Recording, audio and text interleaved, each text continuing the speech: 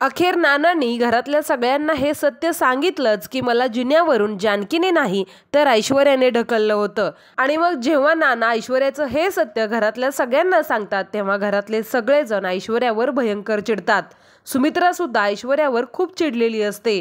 सुमित्रा ऐश्वर्याच्या 2-3 कानफाडात मारते आणि म्हणते, मी तुझ्यावर एवढा विश्वास टाकला, गोड गोड बोलून तू जानकीची जागा घ्यायला गेलीस, परंतु ते तुला कधीच जमणार नाही. कारण तिने नेहमी या घराच्या सुखाचा विचार केलाय, तिने या घरातल्या माणसांना आपलेपणा दिलाय आणि ते तुला कधीच जमणार नाही. मी या घराचे सगळे वासे तुझ्या हातात सोपवले, परंतु तू वाळवीन बनून त्या वास्यांना पोखरून काढलंस. तेव्हा मग ऐश्वर्या म्हणते रडत, मी पण कोणाची तरी लेक आहे. कोणाची तरी कशाला, मी सयाजीराव विखे पाटलांची लेक आहे आणि तुमच्या या दाराशीच मला राजकारणाचा वास येतो आणि यातूनच तुम्ही सगळ्यांनी माझ्यावर खोटे आरोप केलेत.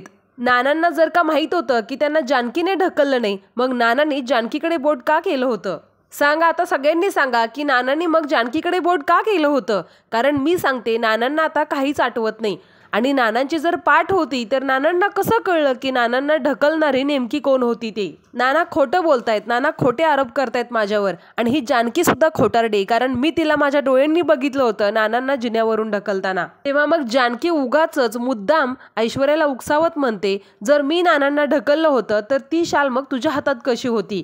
तेव्हा मग ऐश्वर्या म्हणते, हो ती आधी माझ्या हातात होती, पण नाही का मी तुझ्या हातावर टाकली आणि ती शाल मी तुझ्या हातावर टाकली म्हटल्यावरती मग मात्र घरातले सगळेजण खूप शॉक होतात आणि मग सगळ्यांना पटतं की हो, ऐश्वर्यानेच नानांना ढकललं होतं. आणि मग जानकी म्हणते, तेच तू आता मान्य केलंस की तूच नानांना ढकललं होतंस, कारण ती शाल तुझ्या हातात होती. मग ऐश्वर्या सुद्धा आपण हे काय बोलून गेलो म्हणून घाबरते. मग जानकी म्हणते, ती शॉल तू स्वतःहून माझ्याकडे टाकलीस, जसं तू माझ्यावर आरोप टाकलास की मी नानांना ढकललंय. मग जानकी म्हणते, ऐकलत का तुम्ही सगळ्यांनी, मी नाही ढकललं नानांना, हिनेच ढकललंय नानांना.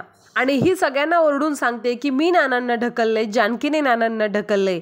ऐश्वर्या आता बास, आता तुझा खेळ संपलाय, तू स्वतःहून आता मान्य केलेस. इतक्यात मग सुमित्रा म्हणते, तू नाही मान्य केलंस ना ऐश्वर्या तरी चालेल, परंतु तुझं हे घाणेरडं बोलणं मला आता ऐकायचंच नाही आणि जा आता माझ्या डोळ्यासमोरून, असं म्हणत सुमित्रा ऐश्वर्याला तिथून हाकलवून देते.